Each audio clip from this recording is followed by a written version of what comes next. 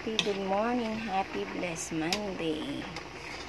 Yan ang ating simpleng menu na naman, request ng anak ko yan. Gusto niya raw pula yung sabaw. Kaya yan, lagyan ko ng patatas, tsaka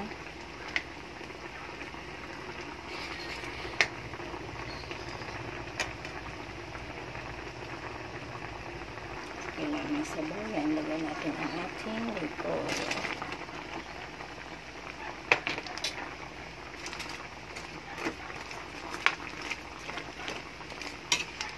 Ano yan, pochero sana yan.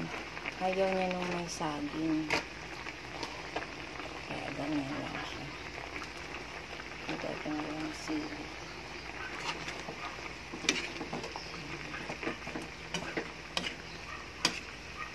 Ano na lang invento na ulam ang gagawin natin.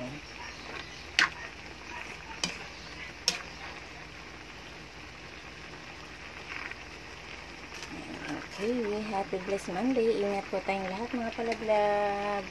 Bye. Love you all.